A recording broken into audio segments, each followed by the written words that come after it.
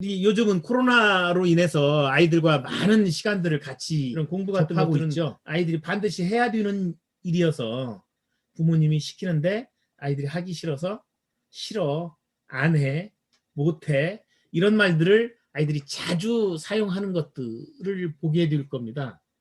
이런 부정적 언어를 자주 사용하는 아이들은 어떤 안 좋은 일이 생기게 되면은 그 엄마 때문에 그랬잖아, 선생님 때문에 그랬다고, 제가 나 화나게 만들었거든, 이렇게 남 탓을 하게 됩니다. 이건 우리가 그 기본적으로 아이들이 우리 생활 습관에서 부정적 사고를 습성을 이렇게 길러왔기 때문에 그렇습니다. 이런 부정적 사고를 방치하게 되면은 아이들은 무기력이 학습이 되게 됩니다. 그러니까 그 상태를 그냥 견디게 되는 거죠. 무기력이 학습이 되게 되면은 여러 가지 이 문제들이 많이 있지만 보다 무서운 것은 아이들이 능히 해낼 수 있음에도 불구하고 미리 포기해버리는 마음이 생긴다는 겁니다. 내가 적어서 조금만 생각해보고 도전하고 조금 시도해보면은 능히 해낼 수 있는 것도 불구하고 미리 나 저거 못해, 안 해봤어, 나 안 배웠어 하고 미리 포기해버린다는 거죠. 이건 우리 아이들의 학습에 엄청난 장애 요소가 되고 있습니다. 학습뿐만 아니고 우리 인생을 살아가는 데 있어도 이런 무기력이 학습돼 버리면은 아이들은 자기 주도력을 다 상실하게 되죠.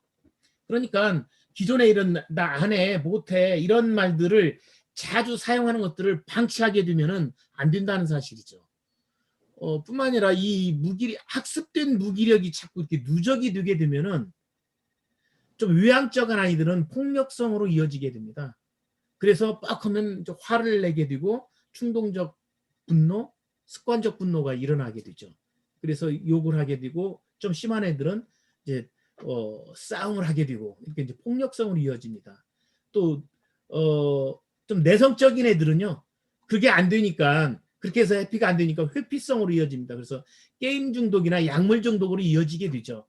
그래서 중학생 이제 정도 되게 되면 이런 현상들을 아마 눈으로 보게 될 겁니다. 주변에서 이런 아이들을 많이 보게 되죠.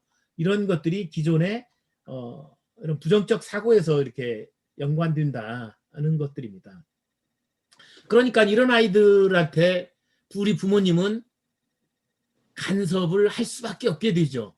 이런 아이들한테 이래라 저래라, 너 어떻게 하려고 그래, 공부해라 하고 자꾸 간섭하게 되죠. 그 간섭이 우리 부모님들도 안 좋다는 것은 알고 있지만 아이들이 저러는 행동들을 하면서 어떻게 간섭을 안 할 수가 있겠어요.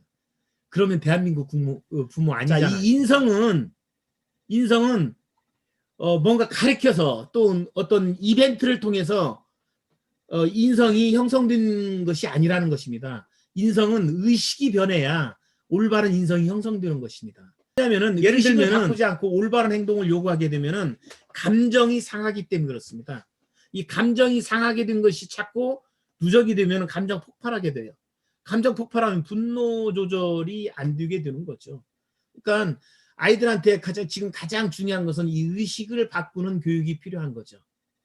그리고 올바른 행동들을 요구해야 되는데 우리는 그냥 교육적 차원에서 옳고 그름으로 아이들을 자꾸 이렇게 지도를 하다 보니 아이들은 감정이 상하게 되고 감정 폭발하게 되는 겁니다.